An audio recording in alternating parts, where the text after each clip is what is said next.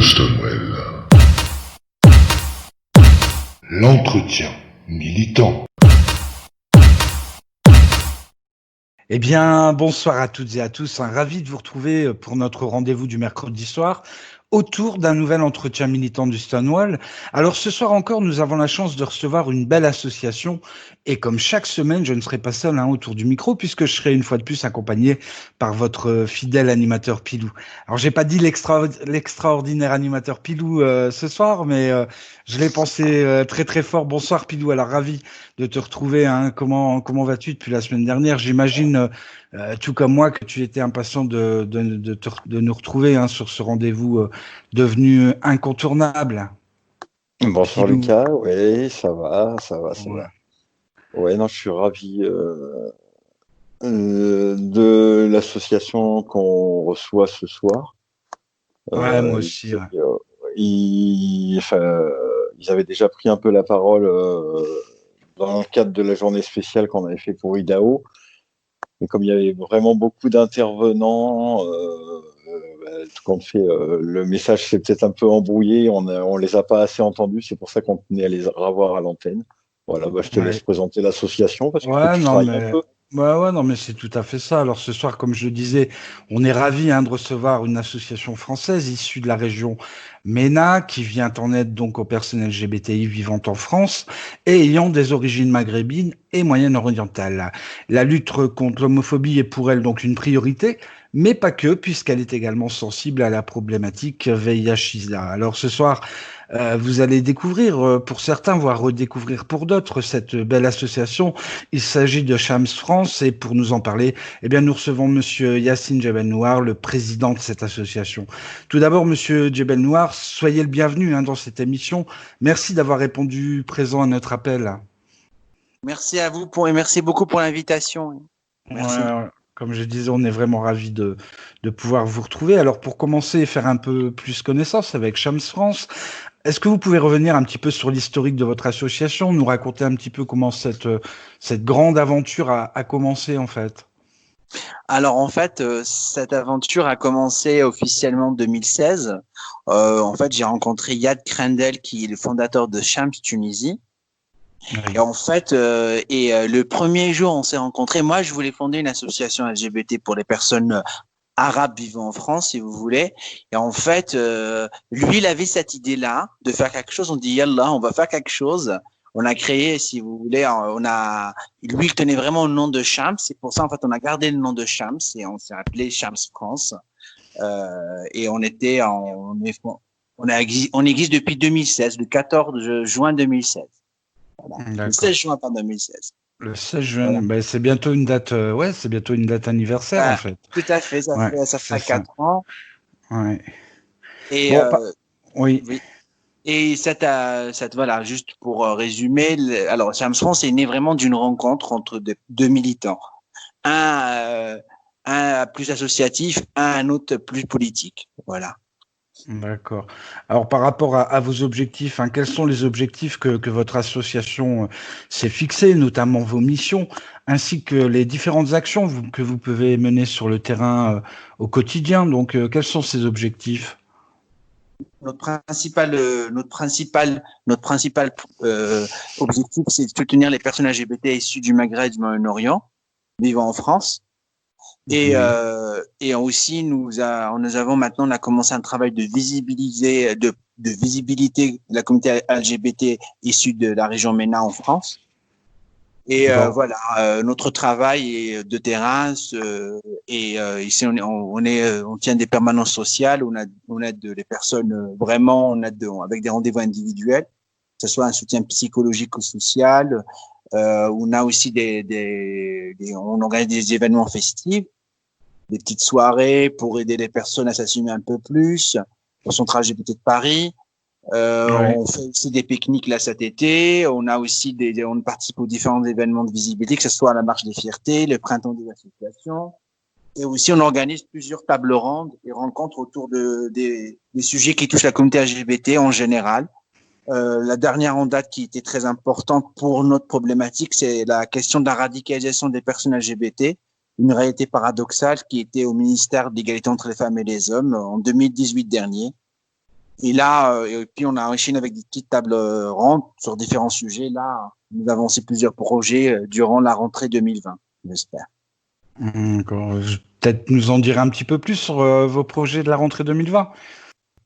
Alors pour la rentrée 2020, nous avons déjà en collaboration avec SOS Racisme, SOS Homophobie, le Refuge et le Bitavalim et bientôt le CAILIF. Le CAILIF, c'est l'association des personnes LGBT, des jeunes LGBT universitaires de France. Et on organisera une table ronde sur la question de la double discrimination LGBT racisme. Ça sera à Bobigny dans 93. Et nous avons aussi un événement autour de la place de la culture queer au Maghreb. Et en fait, souvent vous avez remarqué qu'en fait on est beaucoup de militants LGBT, de personnes LGBT s'approprient la culture queer pour s'assumer ou aider plusieurs d'autres personnes à s'assumer. Un simple exemple, ça sera il y aura une interview en live avec le 18 juin avec Idine. Edine, c'est un jeune influenceur et chanteur gay marocain. Il est aussi maquilleur. Il est très très suivi sur les réseaux sociaux au Maroc. Ouais, il a une super page sur Instagram. D'ailleurs, voilà. Il est très, très actif sur Instagram. Ouais. Et souvent, en fait, il avait plus de 70 000 personnes qui les suivaient. Et puis d'un coup, on lui a bloqué sa page. Là, il a fait un autre compte. Voilà, c'est vraiment aussi, on essaye un peu, on est en contact très souvent parce que beaucoup de personnes LGBT marocaines le suivent et il les aide vraiment d'une manière, en fait, il les aide grâce à son art, à ses chansons, à sa manière d'être, à s'assumer ouvertement. Ben, il aide beaucoup de jeunes à s'assumer, même des personnes vraiment âgées et qui, en fait, automatiquement, dès que on est rentré en contact avec ce jeune artiste, ben, beaucoup de personnes en détresse nous ont contactés. D'accord. Voilà. Et ils sont rentrés, voilà, on a besoin d'aide, mes parents m'ont mis dehors, mes parents vont me marier, j'ai envie de faire, envie de commencer mon parcours de transition, je sais pas comment faire. Voilà, on a vraiment beaucoup de contacts aussi. Alors, on s'est dit vraiment d'aider d'abord. En fait, on s'est dit pour faire un travail vraiment plus global, c'est de soutenir vraiment ces jeunes artistes qui sont là-bas et surtout comment dirais-je, d'essayer de les sécuriser si vous voulez. Voilà. Ouais. Donc, les rendant plus. Ouais. Non, je disais, vous l'avez évoqué, vous avez parlé d'associations, notamment pour vos futurs projets. Moi, j'imagine que c'est important de vous entourer d'autant d'associations et justement de développer certains partenariats et apporter du soutien, notamment, comme vous le disiez, à ce jeune artiste, par exemple. Hein, mais j'imagine que ça va au-delà de ça. Donc, c'est important pour vous donc de vous entourer d'autres structures, d'autres associations. C'est le travail le plus important. On peut rien faire seul. Et souvent, malheureusement, les associations l'oublient. Shams France sans les autres associations n'existeraient jamais. Certes, on est le cœur de l'association parce que nous sommes les personnes concernées et c'est notre sujet, mais sans les autres associations, sans les centres LGBT, Shams France n'aurait jamais vu le jour. Voilà, ça c'est une réalité. Et voilà, Shams France, on travaille avec l'ARDIS qui fait un travail exceptionnel sur le côté administratif des demandeurs d'asile LGBT. Alors l'ARDIS, c'est l'association de reconnaissance à l'asile aux migrants LGBT. D'accord. Voilà, on le refuge aussi qui dès qu'il y a une personne, alors nous on renvoie vers le refuge nous renvoie d'autres personnes aussi. Voilà, alors on n'existe pas. Je veux dire, Shams France seul ne peut rien faire. Et aucune autre association, pour être honnête avec vous. Oui, c'est très important de développer, justement ces liens qui deviennent, enfin qui se renforcent au fur et à mesure des années. Oui, Pilou, tu avais quelque chose à nous dire. Juste, vous parliez de naissance de votre association. Oui. Votre association et la première assemblée générale a eu lieu c'est une grosse association qui vous a prêté la salle. Oui, on est né dans les locaux d'Amnesty International France. Voilà. Alors oui, c'est vrai que Amnesty International nous soutient depuis sa création. avec Madame Gargo, l'ancienne présidente de l'Amnesty International, et maintenant avec Madame Coudriot, la nouvelle présidente, avec qui on est en contact quotidiennement pour créer un réseau, échanger. C'est une femme exceptionnelle, et Amnesty soutient Charles Font depuis sa création jusqu'à aujourd'hui. Amnesty nous soutient et on travaille étroitement ensemble. On collabore vraiment quotidiennement, si vous voulez. Il nous aide, voilà. Je trouvais qu'à la base, déjà, la symbolique était forte. Voilà, c'est pour ça que je tenais à le rappeler. Oui, tout à fait. Tu as bien fait de le souligner, ouais. Moi, j'avais une autre question. Je me demandais s'il y avait une forme de double peine lorsqu'on est LGBTI et qu'on est issu en même temps de l'immigration. Est-ce qu'il y a une forme de double peine quelque part? Complètement, oui. C'est une double peine, malheureusement. C'est qu'en fait, voilà, avec tout ce qui se passe maintenant, vous l'avez bien vu, le racisme, ça commence à être plus visible, à être plus direct. Et nous, en fait, voilà, nous, on la vit au quotidien en étant LGBT, l'homophobie, que toute personne, que ce soit une personne racisée ou pas, vit en France ou partout dans le monde. L'homophobie existe. Et le racisme aussi existe. Alors nous, on le subit, c'est la double discrimination. Et c'est pour ça, en fait, ce projet-là de la table ronde sur la question de la double discrimination, on va la mettre en place. Et c'est vrai qu'on a pensé à mettre en place cette table ronde. On a parlé avec le coprésident de SOS Racisme, SOS Homophobie, avec Monsieur Sopo aussi, le président d'SOS Racisme, avec l'équipe du refuge, avec avec le Bit Havalim. On en a parlé vraiment avant que tout se passe. Hein. On allait la mettre en place là, pendant cette période-là de l'année. Mais bon, ça s'est retardé avec tout ce qui se passe, et on s'est dit, en fait, d'abord là, il faudrait d'abord qu'on valide en fait, on est parti sur une journée, mais il faudrait ce sera une journée table ronde et après-midi festif, si vous voulez. J'espère qu'il dit et j'espère qu'Ismaël répondra présent à l'invitation il sera disponible aussi pour y être. Alors voilà. Ce sera, pour l'instant, je vais pas avancer sur les informations, mais pour l'instant, on attend juste le département de Seine-Saint-Denis pour vraiment valider la forme, si vous voulez, de cette rencontre. Ouais, ce sera, c'est certainement donc un vaste sujet à débattre. Hein. Je pense qu'il y aura beaucoup à dire. Ouais, il y aura beaucoup à dire autour de cette table ronde. Alors, comme je disais en introduction, vous êtes sensible aussi à la problématique VIH/SIDA, mais plus largement, donc j'imagine aussi à toutes les IST.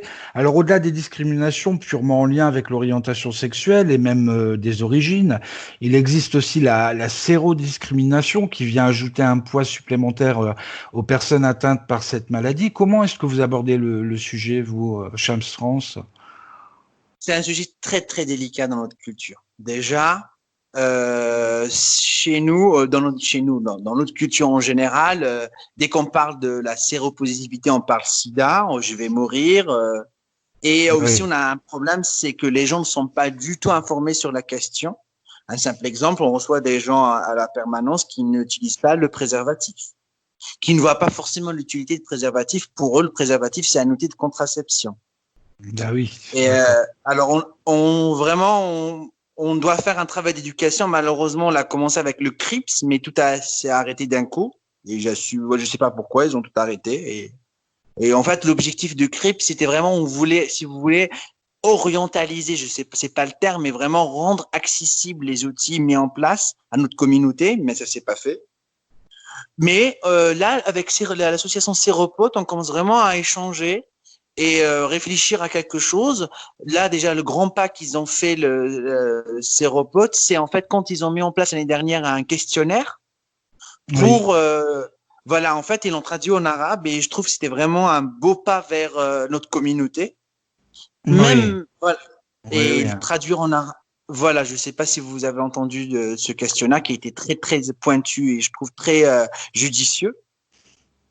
Et ils ont vraiment ce pas-là vers de la traduction vers l'arabe et c'était vraiment important pour nous. Et c'est vrai que là, on a quelques militants de Charles France qui en même temps sont militants à Aide par Île-de-France, en fait, qui font de la prévention dans c'est une boîte de nuit, un lieu de rencontre qui s'appelle le Dépôt à Paris. Et en fait, il y a une grosse communauté malheureusement de maghrébins, moyen-orientaux qui vivent en banlieue parisienne, qui arrivent en fait avec les RER à 11h, le dernier RER à 23h, et ils repartent du premier RER en cachette. Il y a une grosse comité des hommes mariés, des gens qui s'assument pas, et qui viennent passer la nuit, si vous voulez, au dépôt. Et c'est une communauté qui ne connaît rien à la protection. Ouais, et là, en d'accord. fait, avec le militant de aide, Serge, qui va en fait, j'espère, il a commencé vraiment à donner nos flyers, mais voilà, faudrait vraiment quand même, là, on essaye un peu de chercher un membre de Shams qui est issu de la culture maghrébine ou moyen-orientale, qui en puisse trouver quelqu'un pour y aller. Malheureusement, il y a une fille, mais c'est un milieu d'hommes. Alors, voilà. Il y a, il y a un véritable travail de fond à faire, donc Tout à fait. sur ce sujet-là. Hein. Enfin, en tout cas, oui, bah écoutez, vous avez répondu amplement à la question. Je me demandais aussi, par rapport aux institutions, est-ce que ces institutions vous consultent parfois pour faire avancer les choses, peut-être même faire avancer les lois, notamment. Est-ce que vous êtes consulté pour ça? Oui, on est vraiment depuis depuis l'année dernière, on a vraiment commencé dû à notre table ronde sur la radicalisation des personnes LGBT, parce qu'en fait nous, Shams France, certes, on défend les personnes LGBT, mais il faut savoir en fait aussi les personnes LGBT. Leurs problématiques, elles sont contextualisées, il y a de la radicalisation, il y a de la sérophobie, il y a tout ça. Alors, dû à notre table ronde de radicalisation, je pense qu'on a commencé à avoir une visibilité, si vous voulez, institutionnelle. Oui. Et oui, on est souvent, convoqué aux différentes réunions, que ce soit chez Madame la ministre, Madame Schiappa, qui est vraiment à l'écoute de nos problématiques, qui n'a pas, pendant le confinement, on a reçu vraiment chaque semaine un mail en nous disant qu'est-ce qui se passe, qu'est-ce qu'il y a. Ces équipes, ils sont vraiment à l'écoute de nos problématiques. Et là, même après le déconfinement. Et là, on est aussi même avec l'application qui est mise en place par FLAG, l'association FLAG. Ils sont en train de réfléchir à mettre en place. Ils ont présenté le projet à la ministre le 17 mai dernier dans les locaux de l'association homophobie. On a été conviés aussi pour réfléchir à intégrer la question de la double discrimination, racisme, LGBT, homophobie, pardon. D'accord. Alors, Ouais, vous parliez de période de confinement, ça a été une période assez particulière pour les associations. Comment ça s'est passé pour Shams France pendant cette période de confinement? c'était très très difficile déjà pour les membres qui étaient en fait, parce qu'en règle générale nos membres c'est des personnes en fait qui sont en plein parcours d'assumation eux-mêmes en fait. Un simple exemple, je vais pas dire son nom, la personne qui est en train de refaire notre site internet, c'est un grand professionnel, et il est membre de Shams France mais qui ne s'assume pas du tout. Alors pour lui, refaire le site de Shams France, c'est une manière de s'assumer. Bah oui, complètement, ouais. Alors nous, en fait, pendant le confinement, c'était un peu difficile déjà pour les membres parce qu'on se voyait plus. On avait l'habitude de se voir assez souvent et d'échanger énormément. Et après, bien sûr, on a eu tous les appels en détresse. Il y avait beaucoup de messages, beaucoup de mise à la porte. On a eu 8 personnes mises à la porte. Aïe. Qui en fait, mise à la porte directe ou indirecte. En fait, il y a surtout malheureusement, on oublie beaucoup la problématique des femmes lesbiennes, qui sont malheureusement, c'est triste de le dire comme ça, ils sont les oubliés du militantisme féministe et les oubliés des militantismes LGBT en général. Ça, c'est vraiment un constat d'homme. Et voilà, c'est vraiment les personnes qui étaient vraiment très très très vulnérables pendant cette période-là. C'était des jeunes filles en plein parcours d'assumation ou qui ne pouvaient plus sortir, avoir un petit échappatoire, l'université, les copines, les réseaux sociaux, parce qu'elles n'osaient pas utiliser. Elles avaient peur que si elles utilisaient l'ordinateur de la famille, on va trouver l'historique, voilà. On essayait de leur présenter les cousins du bled via Skype, ou on mettait du courant à la maison à fond. Voilà, c'était de l'intimidation ou même comment dirais-je, c'était de la pression de la part de la famille, des proches. Ouais, alors, oui. Oui, non, je disais simplement, ça a été beaucoup plus compliqué finalement pour les personnes qui bénéficient de votre accompagnement que pour l'association en elle-même, en fait. Oui, l'association en elle-même, nous, ça va. Je veux dire, on avait tous les moyens, si vous voulez. Bon, les maisons d'association étaient fermées, mais on avait notre site, on avait par exemple nos mails, on avait tout ce qu'il fallait pour communiquer et continuer éventuellement à faire nos choses. Nous, c'était pas forcément problématique. C'était problématique pour les personnes en détresse. Oui. Donc là, du coup, vous avez pu reprendre notamment vos permanences, par exemple. Oui, ça, on a fait le nécessaire pour que ça reprenne le plus vite possible. Là, grâce à la maison d'association du 3e de la ville de Paris, que je salue ce soir, qui font un travail exceptionnel pour vraiment nous mettre en place des salles, parce qu'en fait, nous, on tenait des permanences au centre LGBT de Paris, mais en fait, les gens n'osaient pas rentrer au centre LGBT, surtout les gens qui sont en plein parcours d'assumation. D'accord. Alors, on a réfléchi à aux maisons d'association. Alors, on était à Jaurès, mais Jaurès, c'était pas. Par exemple, on a eu Ashley, qui est une personne transgenre, est venue d'Arabie Saoudite, qui s'est fait agresser à Jaurès. Voilà, le soir à la fin des permanences. Alors là, on s'est dit, la maison d'association du 3e, c'est une maison d'association comme qui est assez centrale, qui est surtout ils ont des bureaux au rez-de-chaussée, au sous-sol qui sont comme assez discrets. Les gens, on peut vraiment, il y a des bureaux vraiment mis en place pour vraiment en toute confidentialité, les gens pouvaient être reçus. Ouais, c'est beaucoup plus sécurisant pour tout le monde en fait. Pour raison. Là, on essaie un peu de se développer ailleurs.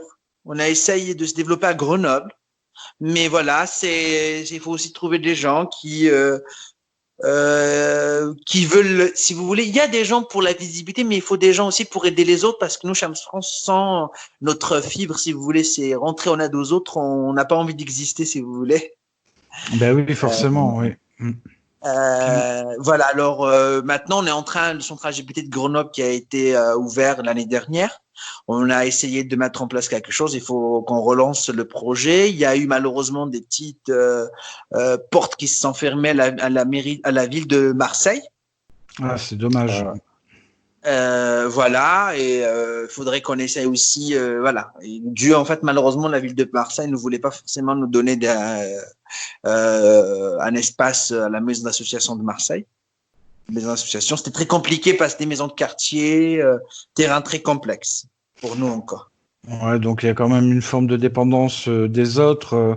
En tout cas, besoin de soutien logistique. Moi, il y a une question aussi qui, oui. bah oui, il y a une question qui me taraude, c'est comment vous faites pour subsister l'association? Est-ce que l'association vit de ses cotisations ou est-ce que vous bénéficiez en plus, je pense, de dons, mais notamment de subventions? On a 0 subvention. La seule subvention qu'on a eue de l'État, c'était tout est visible, c'était l'argent de l'État. Alors, on a eu 7 000 € pour la table ronde sur la table ronde sur la double discrimination LGBT racisme. C'était une table ronde, voilà. Alors, on a eu, en fait, c'est le seul financement qu'on a eu pour cette table ronde. C'était pas pour le fonctionnement de l'association. Cette table ronde a été, voilà, c'était pour les invités, l'organisation, les impressions, parce que on a imprimé plus de 3000 exemplaires du rapport, parce qu'il y a eu un rapport qui a été rédigé aussi, qui a été publié. Oui, évidemment, oui, bien sûr. Alors, à part ça, on n'a aucune subvention de l'État, ni de la mairie de Paris, non, on n'a aucune subvention. Parce qu'en fait, nous, le problème, c'est que les subventions, c'est sur des projets. Et nous, en fait, nous, on a besoin d'argent pour aider les autres. Évidemment. Alors voilà. D'où ma question. Le cercle, en fait, qui se mord la queue, si vous voulez. Pardon, on est dans un cercle, c'est un peu, on se mord. Mais bon, on va y arriver parce que là, on va essayer de réfléchir à d'autres moyens qui sont en train de se mettre en place. D'autres après, les subventions de l'État, c'est sur des projets, mais pas sur votre fonctionnement courant. Non. Tout ce que vous avez, enfin, quelles que soient les subventions d'ailleurs, que ce soit des collectivités territoriales ou tout ça, elles sont principalement sur des actions et pas sur du fonctionnement que vous menez tout au long de l'année. Et j'allais dire, ce qui est le cœur de l'association, tout ce que vous faites tout au long de l'année. Mais ça, c'est vraiment des petites adhésions de personnes. Après, voilà, c'est juste ça. En fait, nous, on n'a pas. C'est pour ça, en fait, quand je vous parle des activités de Shams France, c'est pour ça que je vous parle toujours du centre LGBT ou de maison d'association, parce que on est lié à tout ça. On peut pas exister sans eux. Nous, on a zéro moyen. Là, par exemple, nous, on a 30 personnes qui peuvent héberger des gens, mais en fait, c'est des gens. C'est que nous, on a un réseau humain, si vous voulez. Ce qui est déjà, oui, ce qui est- ce qui est déjà énorme. C'est déjà, Voilà. c'est déjà bien, oui. C'est On un a, par réseau qui exemple, a, oui. oui. Non, je dis On a, c'est un par réseau. exemple, pardon. Dites-moi. Pardon. Non, c'est moi qui vous coupe la parole. Je me disais, c'est un réseau qui a fallu construire. Ça n'a pas dû être évident non plus de construire ce réseau. Oui, ça prenait du temps, en fait. Moi, là, je parle là parce que j'ai parlé de nous, mais là, je parlerai peut-être un peu plus de moi.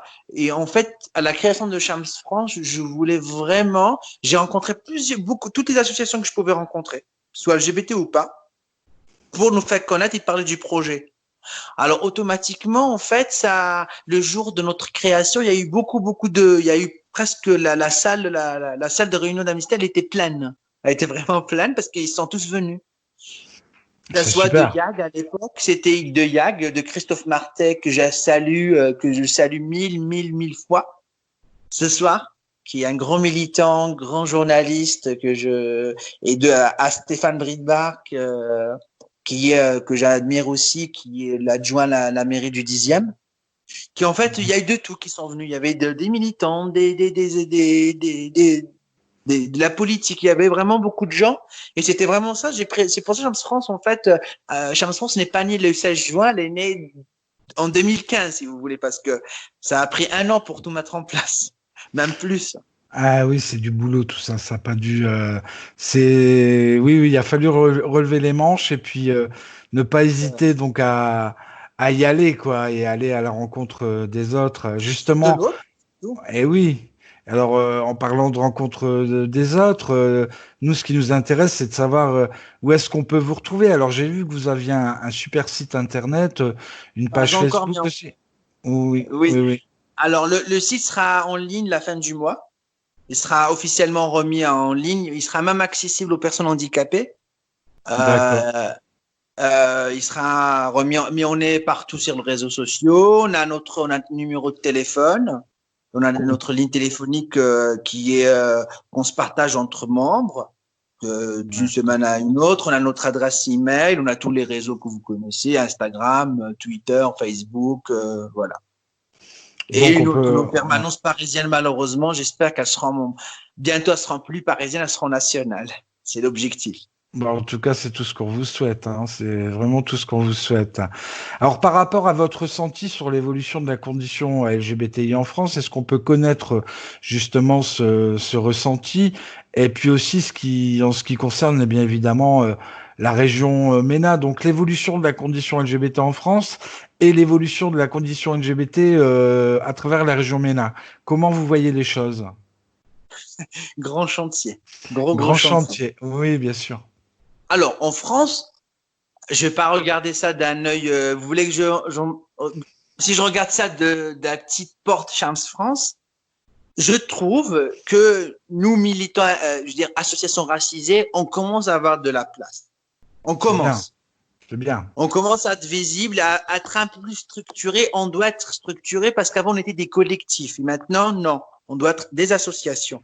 C'est-à-dire pour personnes de couleur noire ou personnes maghrébines ou moyen-orientales. Parce qu'en fait, nous aussi, il faut savoir qu'on soit noir, arabe, ce que vous voulez, mais il y a l'islam qui nous lie, si vous voulez. Et notre problématique rapproche énormément parce que là, dans Chams France, on a des gens du Cameroun, on a des gens de partout. Parce qu'il y a la problématique, si vous voulez, de l'islam qui revient. Alors, on commence, si vous voulez, mais faudrait nous faire un peu plus confiance. Parce que c'est malheureusement, je vais être j'étais positif, je vais être maintenant un peu plus. Je dis vraiment ce que je vois. On n'est pas pris au sérieux. Il faut vraiment du temps. Il faut vraiment se battre pour se faire, pour avoir sa place. Et ça, c'est malheureusement, je l'ai vu d'un œil d'une personne migrante comme moi qui parlait pas français à son arrivée en France. Voilà, je parle d'un œil voilà, nous on doit se battre tout le temps pour si on a les institutions pour qu'elles nous fassent confiance, il faut qu'on se batte, voilà. Ça, c'est très compliqué encore, mais je pense qu'il faut se battre. Et comme voilà. Mais par contre, à la région MENA, malheureusement, on peut pas généraliser parce qu'en fait, la situation des personnes LGBT, je sais pas, on en a parlé déjà, est différente d'un pays à un autre. Si je prends une personne LGBT qui est au Liban, elle vit sa position de personne LGBTQI, si vous voulez, complètement opposée, si vous voulez. Si je prends un exemple d'une personne qui est au Maroc. Oui. Au Liban, on peut exister, si vous voulez, si on habite si par exemple on est bien sûr, on est dans un petit village au fin fond de Tripoli, au nord du Liban, bien sûr, est complètement différent de quelqu'un qui habite l'Ashrafi et qui est un quartier très très aisé de Beyrouth. Mais la situation, il y a Halem, il y a des associations, la communauté queer est très présente. Alors en fait, le Liban a utilisé, si vous voulez, cette position de culture queer grâce au groupe de musique Mashoua Leila, aux différents aussi réfugiés qui viennent d'Iran, de Syrie pour vivre de leur art, si vous voulez, au Liban. Et aussi la question de transidentité qui est beaucoup plus acceptée grâce aussi au niveau à l'accès à la chirurgie esthétique. Ça c'est qui est accessible si vous voulez. Alors le Liban est, si vous voulez, un peu notre marais. Ah ouais, d'accord. Voilà, si je peux comparer l'incomparable. Hein. Ouais, enfin, j'espère que ça finira pas comme le Marais. Non, j'espère, non. On enlève de plus en plus de petites structures parce qu'il y a des projets immobiliers. Enfin, on l'a vu, par exemple, sur la librairie qui a été obligée de relocaliser ailleurs. Peut-être le Marais des années 80. Voilà. Plutôt, oui. Le Marais des années 80. Ouais. Là, malheureusement, je crois que le Marais est en train de mourir sans faire de politique sur des spéculations de capitalisme. Voilà. D'accord avec vous, complètement d'accord. Voilà, alors je pourrais plutôt dire le Marais des années 90-80. Voilà. Ouais. Enfin, l'esprit du Marais, on va dire, ouais. Voilà, je pense que vous avez bien compris ce que je voulais dire. On a très très très bien saisi. Alors qu'est-ce qu'on peut vous souhaiter maintenant? Qu'est-ce qu'on peut vous souhaiter pour l'avenir? L'idéal, ce serait quoi? J'espère qu'on va devenir une association de culture maghrébine ou orientale quand on sera plus amené à vouloir exister. Voilà. On sera une association pour la culture queer, la musique orientale, ou que ce soit vraiment une association de culture LGBT. Orientale. Je pense que vous l'êtes déjà. On l'est déjà, mais c'est pas notre. On milite pour exister. J'espère. J'espère qu'on aura le premier char LGBT de la région MENA en 2021. J'espère. Ça sera vraiment un grand. Une bonne nouvelle, Voilà. On vous le dira au mois de février. Merci à vous. Ça sera bien de pouvoir peut-être se retrouver pour faire un petit bilan justement après tous ces tables rondes. Peut-être on aura l'occasion de pouvoir en discuter, notamment donc par rapport à ce qu'on parlait tout à l'heure, cette double peine en tant qu'LGBTI et puis par rapport à l'immigration. Enfin, j'espère qu'on aura l'occasion de revenir parce que les sujets sont vastes. L'émission passe malheureusement très très vite, donc on n'a pas l'occasion de rentrer dans le vif de tous les sujets. En tout cas, moi je vous remercie, Monsieur Djebel Noir, d'être venu. Nous, on a été ravis de vous recevoir. Encore une fois, donc merci d'avoir accepté, d'avoir donné un peu de votre temps. Moi, en ce qui concerne les auditeurs et les auditrices, je leur dis à la semaine prochaine. L'émission a passé très très vite. C'était vraiment très enrichissant. Vraiment, je vous remercie. C'était vraiment vraiment très très bien. Donc comme je disais, donc ce sera avec plaisir qu'on retrouvera un Pilou la semaine prochaine, donc nos auditeurs, nos auditrices, pour un nouvel entretien militant. Je te remercie, Pilou, pour tes interventions. Et pour l'heure, donc, on va devoir se quitter, malheureusement, déjà. On va se quitter en musique avec un titre de Dream Team, avec les enfants du monde, parce qu'on est tous des enfants du monde. Donc, je vous propose d'écouter ce titre, Dream Team, les enfants du monde. Et puis, je vous souhaite à tous une bonne fin de soirée. Et à la semaine prochaine. Tu avais peut-être quelque chose à rajouter, Pilou, parce que je sais que tu as toujours quelque chose à rajouter. Oui, je mettrai les liens, enfin, pour ceux qui ne connaissent pas, mais on mettra sur la page de Radio Sunwell tous les liens de l'association Chem France. Et je vous rappelle que quelques jours après, après ce soir, vous pouvez retrouver l'entretien mi-temps de Chem France en podcast sur notre chaîne YouTube. Ça permet Évidemment. de réécouter. Voilà. Oui. Ça permet à tous ceux qui auront raté l'émission ou raté peut-être les rediffusions, parce qu'il y aura pas mal de rediffusions, donc pouvoir aller glaner les informations concernant cette association, très belle association, comme je le disais en introduction. Allez, les enfants du monde, Dream Team, et à la semaine prochaine. Maman m'a dit de faire attention. J'ai pas compris mais j'ai monté le son. J'ai vu la terre mourir à petit feu. Comme dit mon père, on aurait pu faire mieux. J'ai pas compris, j'ai posé des questions. Dites-moi, les grands n'ont-ils pas de raison? Ce serait dommage qu'on ne puisse plus vivre ici, ou même pire qu'on meure de leurs conneries. Et ça danse, danse, danse dans ce monde, mais ça ne pense pas. Et ça danse, danse, danse dans la ronde, mais nos vieux ne pensent pas. Nous sommes les enfants du monde, nous sommes les enfants du monde. Et si nos parents se trompent, que vont-ils nous laisser dans ce monde? Nous sommes les enfants du monde, nous sommes les enfants du monde. Et si nos parents se trompent, que vont-ils nous laisser dans ce monde? Tonton m'a dit, je fais attention, et tu devrais faire pareil mon garçon. Dans quelque temps ce sera déjà trop tard, on ne peut plus laisser ça au hasard. J'ai pris ma feuille et fait quelques brouillons avant de vous écrire cette chanson. La vérité sort de la bouche des enfants. Donnez-nous le droit de devenir grands. Et ça danse, danse, danse dans ce monde, mais ça ne pense pas. Et ça danse, danse, danse dans la ronde, mais nos vieux ne pensent pas. Nous sommes les enfants du monde, nous sommes les enfants du monde. Et si nos parents se trompent, que vont-ils nous laisser dans ce monde? Nous sommes les enfants du monde, nous sommes les enfants du monde. Et si nos parents se trompent, que vont-ils nous laisser dans ce monde?